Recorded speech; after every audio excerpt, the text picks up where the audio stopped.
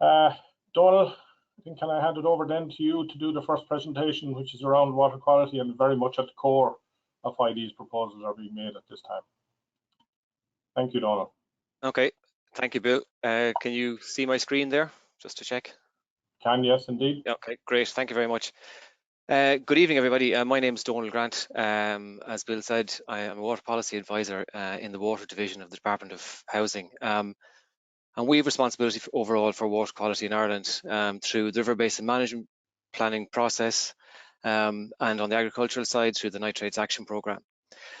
So as part of this webinar, I just want to kind of set the scene as to where we are in terms of our overall water quality and, as Bill said, the current trends as they stand.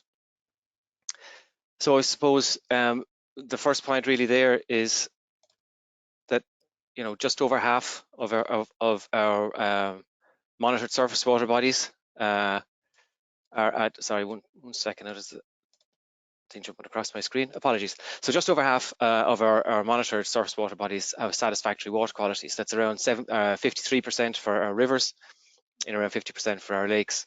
And while there are a wide range of known pressures, agriculture is the most widespread and significant pressure impacting on the water environment. Some of the key issues arising from agriculture include excess nutrients, nitrogen and phosphorus, excess pesticides, increasing fine sediments from erosion and runoff, and impact on what's termed hydromorphology, so the physical habitat, physical condition of our water bodies from land drainage practices and other land uses. But of those key issues, I suppose the most widespread of all is the elevated nutrient concentrations, which are impacting on a significant proportion of our water bodies. What I might do then is just talk through, first of all, the nitrogen issues and then touch on the phosphorus. In July of this year, the EPA published their most recent water quality indicator reports. And that shows, I'll just highlight a couple of the headline figures that came through that. Nearly half of our river sites have unsatisfactory nitrate concentrations, and over a third of those sites then are showing an increasing trend for the 7-year period leading up to 2020, with 3% having a decreasing trend.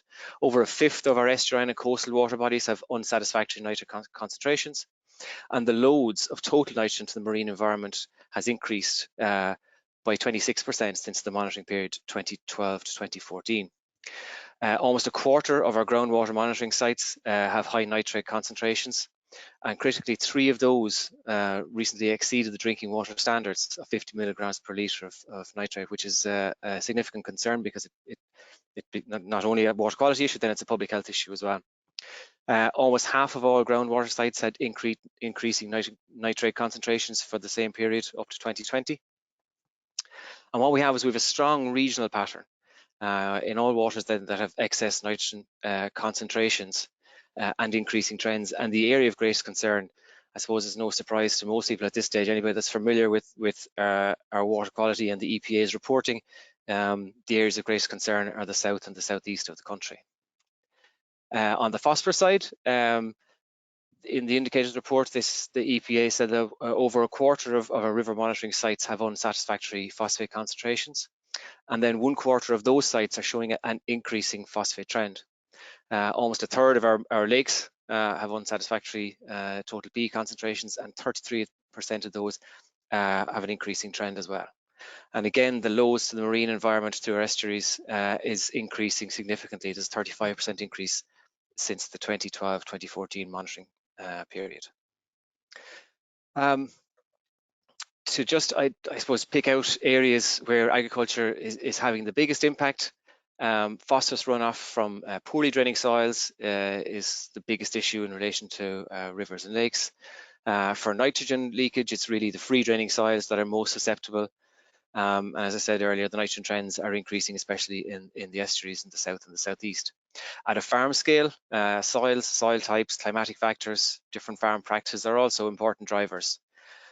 And there is a strong relationship between the nitrogen concentrations and the source load at the larger subcatchment and catchment scales which I'll just touch on in the next slide. But I suppose just to bring your eye over to the map on the right-hand side, you'll see this is from the draft third cycle river basin management plan. The blue areas that are marked on the map there are where phosphorus measures are required to achieve the water quality objectives, and the orange colouring is where nitrogen measures are required. So you can see where the trend is more towards the south and southeast, particularly for the nitrogen, and more widespread for the phosphorus. I suppose following on from the source load issue, the EPA undertook an assessment this year on the catchments that require reductions in nitrogen concentrations to achieve their water quality objectives. And that was published in June of this year. I suppose just in terms of the background on that, in each river basin management plan, every water body is set with an objective, generally to achieve good status, in some cases to achieve high status. And the assessment that the EPA undertook really looked at how much nitrogen would need to be taken out of the system to meet that objective over the next cycle. The report estimated that about 85% of nitrogen in the mainly rural catchments is from agriculture, with a majority coming from grassland. And I suppose I need to point out really that the report looked at all catchments across the country, rural and urban.